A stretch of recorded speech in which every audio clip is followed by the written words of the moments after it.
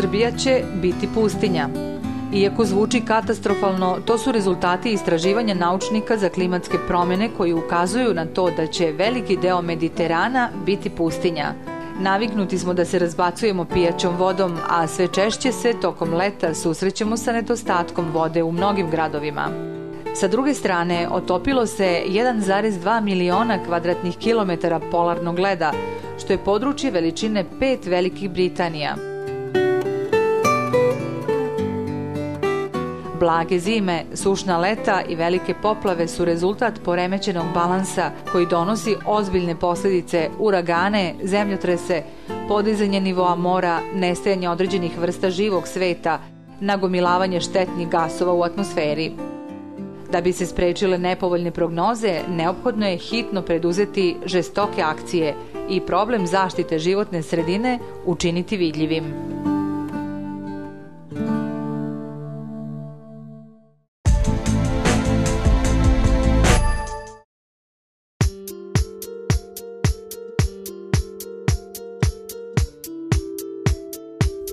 Prema nekim procenama, svaki stanovnik generiše oko 290 kg otpada godišnje, odnosno 800 grama dnevno. Baci se najviše papira, plastike i stakla, koji dospevaju čak i u reke. Sav komunalni otpad neselektivno se odlaže na deponije. Nagla industrializacija, odsustvo odgovarajućih rešenja za otpad i nedostatak svesti o potrebi da se ekološki deluje doveli su do toga da je odlaganje opasnog otpada postalo jedan od najvažnijih problema u oblasti zaštite životne sredine. Taj otpad je suštinski problematičan za same sadašnje deponije, zato što u gabaritima, u volumenu, to predstavlja najveći deo deponije, zato su naše deponije sve onako naduvane i gledaju kao neka velika brda. Upravo zbog tog plastičnog otpada, tih flaša koje nisu izduvane, unutra se nalazi vazduh i znači jednostavno one brzo popunjavaju te deponije. Drugo, što su te flaše lake i što ih voda i vetar lako raznose, tako da zaista ako nema nekog sistema gde se one deponiju, kako se odlažu, znači to govorimo do sadašnjoj praksi da se to na sve strane razbacuje i dosta je ružno.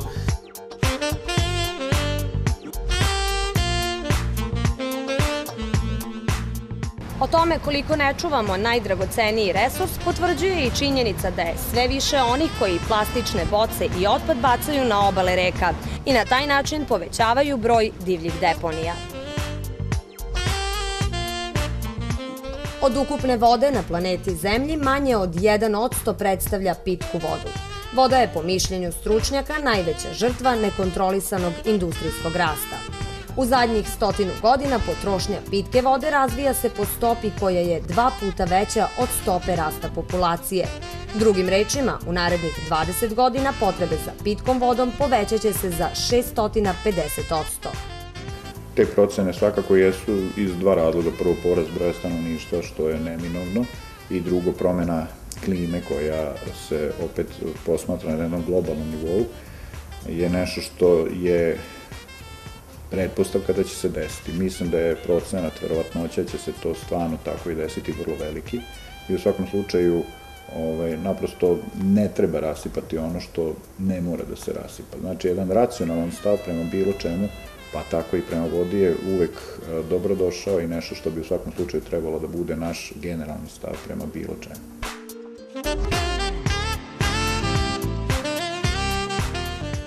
Za razliku od materijala čije se recikliranje iz ekonomskih razloga vrši još od davnih vremena, recikliranje plastičnih materijala je tehnološki i ekonomski problematično, a u pojedinim područjima još je predmet istraživanja.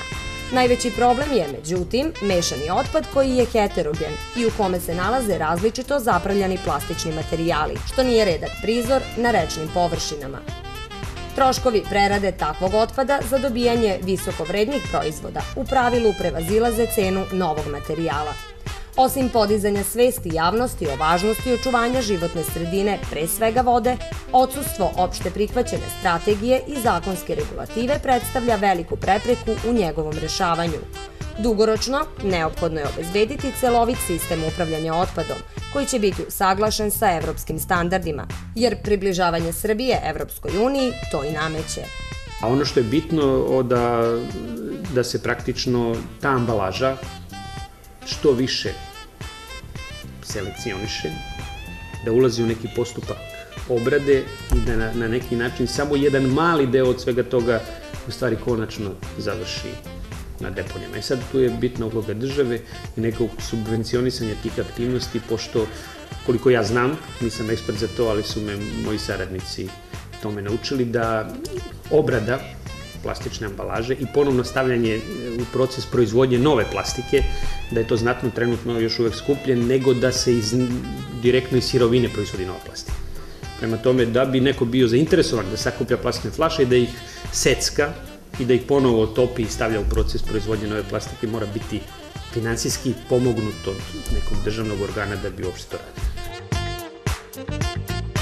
Smanjenje zagađenja vode u slivovima reka prioritet je i razlog osnivanja mnogih udruženja ekologa širom sveta. Volonteri tih udruženja svakodnevno organizuju akcije na kojima propagandnim kampanjama protiv plastične ambalaže pokušavaju da ubede građane da koriste papirne vrećice.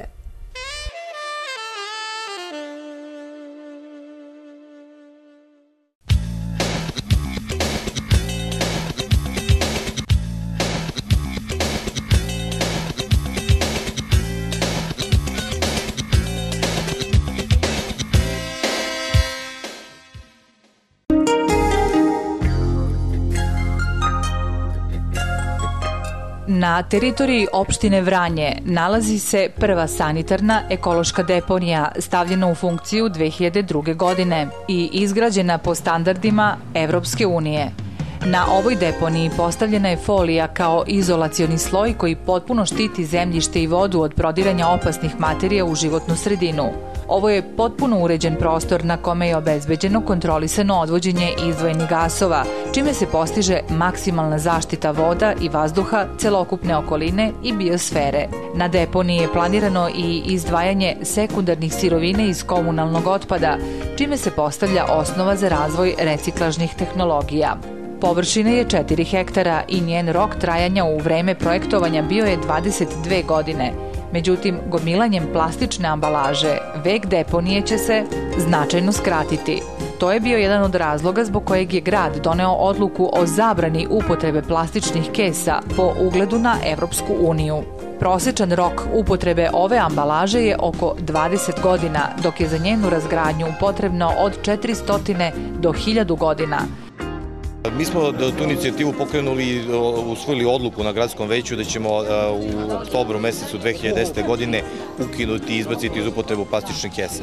Plastične kese su veoma štetne i period razgradnje plastičnih kesa je 1000 možda godina i onda videli smo veliki problem tih plastičnih kesa. Najveći problem je kad pošetate gradom i vidite plastične kese po drveću i po parkovima. Zaista je to nešto ružno i nešto što nije dobro ni za naš grad, ni uopšte za čitavu Srbiju. Zbog toga smo pokrenuli tu inicijativu i sad krećemo u niz akcija koji će se dešavati počev od naredne nedelje, gde ćemo građanima menjati plastične kese za biorazgradljive kese. Uskoro se očekuje dogovor ministarstva i proizvođača plastičnih kesa oko uredbe o zabrani proizvodnje i korišćenja, a ubrzo zatim i prolazak kroz skupštinsku proceduru.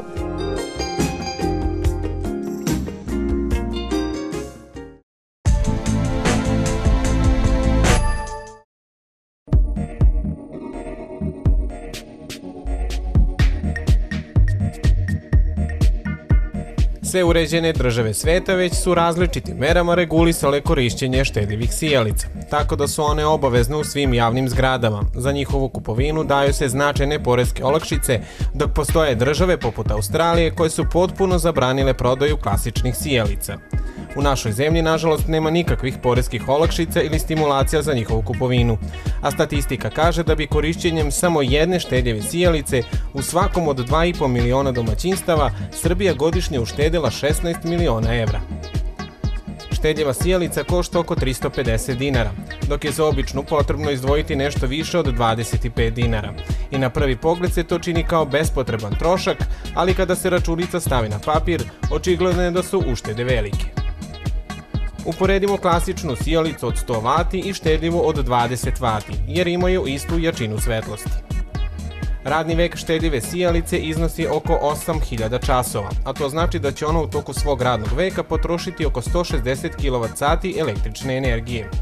Ako uzmemo da je prosječna cena električne energije 4 dinara po kWh, to znači da će energetski štedljiva sijalica u toku svog radnog veka potrošiti električne energije u vrednosti od 640 dinara. Kada na to dodamo cenu sijalice, dobijemo da cena osvetljenja za 8000 sati iznosi 960 dinara. Klasična sijalica sa usijanim vlaknom od 100 W ima rok trajanja od 1000 radnih sati i pod pretpostavkom da je zaista kvalitetna i da će izdržati svoj radni vek, za taj rad će potrošiti 100 kWh električne energije. Za rad od 8000 sati poput štedljive sijalice bit će nam potrebno 8 klasičnih sijalica, koje će za to vreme potrošiti 800 kWh električne energije, što iznosi 3200 dinara.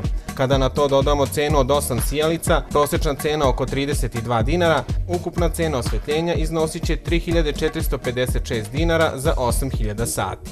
Zaključak je da je energetska, a samim tim i finansijska ušteda evidentna u toku eksploatacije energetski efikasne sijalice i da se uložena sredstva vraćaju u prosjeku za 12 meseci, što je čini daleko boljim izborom na duže staze od standardne sijalice.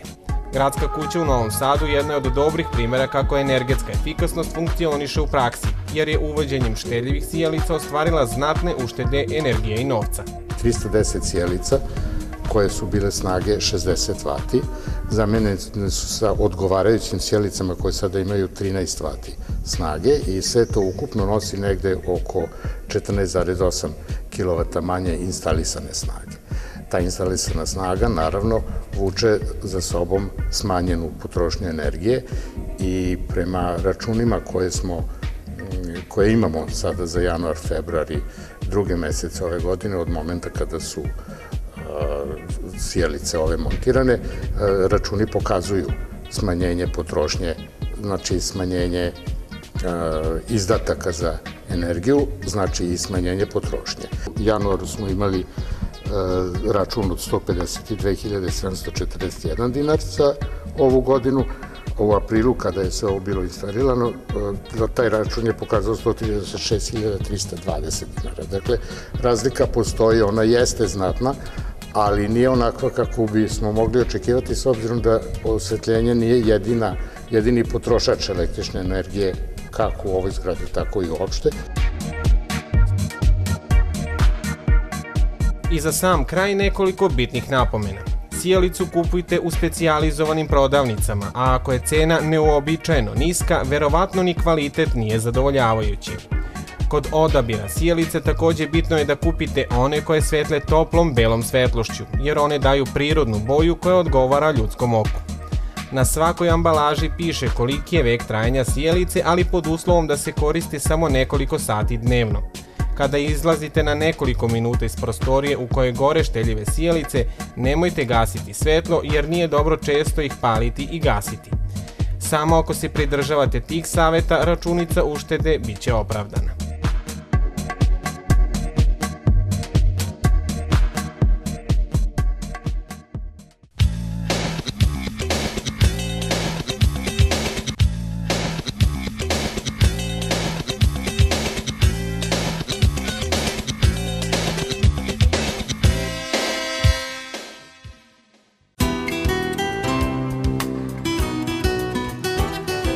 U okviru kampanje Očistimo Srbiju, građani opštine Kladovo, Donji Milanovac, Golubac, zajedno sa Ministarstvom životne sredine i prostornog planiranja organizovali su čišćenje reke u Nacionalnom parku Đerdap. Postavljeni su žičani kontejneri u okolini za prikupljanje PET ambalaže. U okviru ove akcije učenici osnovne škole iz Donjeg Milanovca prisutnima su kroz zanimljive ekološke radionice održali predavanja o reciklaži. Novac za kupovinu reciklažnih kontejnera biće prikupljen tokom kampanje Biram da recikliram, koja je počela otvaranjem štanda na trgu Nikole Pašića u Beogradu. Cilj kampanje je edukacija građana o značaju zaštite životne sredine. Građani mogu donositi limenke koje će se reciklirati. Cilj ove kampanje je prikupljanje sredstava za kupovinu reciklažnih kontejnera za osnovne škole. Plan je da se u Srbiji do njenog ulaska u Evropsku uniju reciklira oko 60% različitog otpada. predsjednik Izvršnog veća Vojvodine dr. Bojan Pajtić i republički ministar životne sredine i prostornog planiranja Oliver Dulić potpisali su ugovor o finansiranju projekta nevladinih organizacija, udruženja i pokreta kojim treba da bude omogućeno izvođenje akcija u okviru projekta Očistimo Srbiju. Najavljeno je da će predstojeći prelazak na projektno finansiranje doprineti racionalnom, efikasnom i jasno usmerenom korišćenju novca u svim oblastima ekologije i zaštite prirode. Mi smo danas dogovorili sa kolegom Dulićem saradnju između Izvršnog veća i Republičkog ministarstva ekologije. Mi već sarađujemo na čišćenju kanala Dunav-Tisa-Dunal i u drugim projektima, a ono što je novo i što je originalno jeste da ćemo kroz programe javnih radova, a od 199 projekata oko 50 je u oblasti ekologije, realizovati dva cilja. Sa jedne strane zaposlit ćemo nekoliko stotina ljudi u pokrajini, a sa druge strane učinit ćemo mnogo toga na uklanjanju divljih deponija, pošumljavanju, komunalnoj higijeni na našim prostorima i istovremeno našu životnu sredinu učiniti zdravijom, lepšom i čistijom. Posebna pažnja će biti posvećena edukaciji i promeni svesti, a ministarstvo će insistirati na koordinaciji i usaglašavanju svih akcija u oblasti ekološke zaštite, medijske promocije, prirodnih resursa i biodiverziteta kako bi učinak projekata i akcija bio što bolji i obuhvatniji.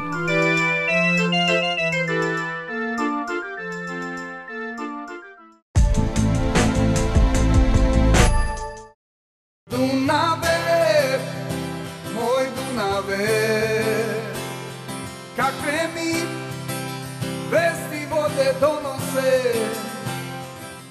Dunav je jedna od najvećih i najmoćnijih reka u Evropi. Dugačak je oko 2800 km i prolazi kroz 10-ak zemalja. Svoju punu snagu dostiže u Srbiji, kroz koju protiče oko 600 km njegovog toka. Ta moćna reka veoma je važan segment života svih ljudi koji žive duž njegovih obala. Međutim, veliki ljudski uticaj doveo je do opasnog zagađenja mnogih reka, pa tako i Dunava.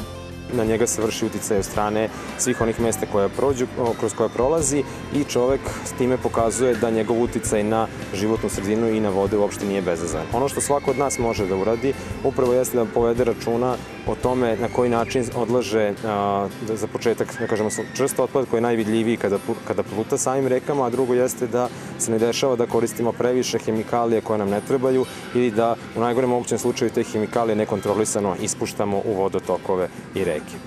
Dunav prolazi kroz nekoliko većih evropskih gradova i kao takav predstavlja neraskidivu trgovinsku vezu, ali i važan turistički ponos tih gradova. Ipak, zbog većine ljudi koji žive duž Dunavskog basena i njihove nebrige, više ne možemo pričati i pevati o plavom Dunavu, a to dokazuju i prošlogodišnje analize. Te reke trpe u najvećoj meri antropogen uticaj koji dolazi od nedostatka samih prečišćavanja otpadnih voda koji se snimaju iz većih naselja i mesta, što znači da bi mogli da samim izgradnjom kolektora za prikupljanje otpadnih voda i fabrika za prečišćavanje otpadnih voda koje dolaze i iz industrije, ali isto tako iz stambenih zona, poboljšamo kvalitet samih vodotokova. Reke u Srbiji vape za prečistačem otpadnih voda, međutim i za realizaciju tog projekta čeka se ulazak u Evropsku uniju. Grad Novi Sad mora tačno da opredeli koncepciju, mesto gde će se nalaziti, da će to biti jedan ili dva prečistača voda, mora se napraviti projekat i zatim krenuti u realizaciju. Ja sam siguran da će u narednih godinu, 2 dana raditi se na pripremi cele dokumentacije, opredeli se koji sistem prečistača otpadnih voda, a da će se odmah nakon kandidature, pošto se uglavnom novac zbog vrednosti projekta, koji je stvarno ogrom, ja pretpostavljam da će se čekati kandidatura za članstvo Evropske unije, da će se zatim povući pare iz fondova Evropske unije. Pošto opet da ponovim, projekat je izuzetno vredan. Međutim, možda nam baš nedostatak ekološke svesti bude još jedna prepreka koja će sprečiti da i naša zemlja bude član evropske porodice. Podaci jesu, što kaže, izbijaju nekad iz granice dozvoljenih, međutim nije to ništa toliko poražavajuće, ništa toliko, da kažemo, preterano kritično, sem kad se dese neki acidenti i sem Velikog Bačkog kanala koji definitivno važno zna i zagađeniji, da kažemo, kanal u Evropi, koji ne da je kritičan, nego jednostavno jedna crna tačka koja Srbija ne bude li uskoro sredila, mislim da će imati ogromnih problema i pred pristupom u Evropsku uniju i u bilo kojim drugim odnosima, to je dokaz da jednostavno naš balast odnosa prema životnoj sredini mora biti izregulisan ako želimo da idemo dalje, ako želimo da se priključimo porodici evropskih zemalja. Dan Dunava se obeležava širom zemalja Dunavskog basena kako bi se zajedničkim snagama zaštitila ova reka i sa njenog imena skinula pogrdna etiketa evropske kanalizacije. Dan Dunava prvi put je obeležen 2004. godine, 10 godina od potpisivanja Dunavske konvencije. Obeležavanje tog dana ima za cilj da ukaže na prirodno bogatstvo Dunava, kao i na vrednosti života uz reku. I na štrandu, kako neki kažu, najlepšoj plaži na čitavom toku Dunava, nizom edukativnih radionica, izložbi i sportskih događaja, takođe je obeležen Dan Dunava. Iako nisu najavljene veće akcije koje bi sprečile dalje zagađivanje naših reka, preduzeće Vode Vojvodine je objavilo konkurs za izradu merača vodostaja. Mi smo to nazvali pokazivač upozorenja odbrane od poplava. To je praksa u svetu da to postoji, čime bismo obeležili kraj radova. Vi znate da nam stoje radovi na odbrambenoj liniji grada Novog Sada.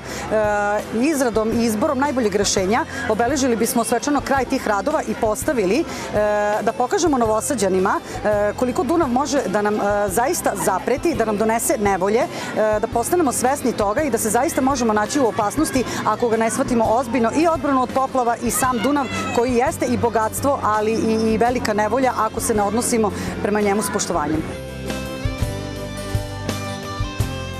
Njegovo veličanstvo Dunav predstavlja moćnu sponu za više od 80 miliona ljudi koji žive u 9 zemalja, govore različitim jezikom i pripadaju različitim religijama i kulturama. Ipak u tom mnoštvu različitosti mora se naći jedinstvo kako bi se izgradio jak i efektan projekat za zaštitu životne sredine. Svi svakodnevno moramo biti glasni kada pričamo o očuvanju Dunava, a ne samo kada se obeležava njegov dan.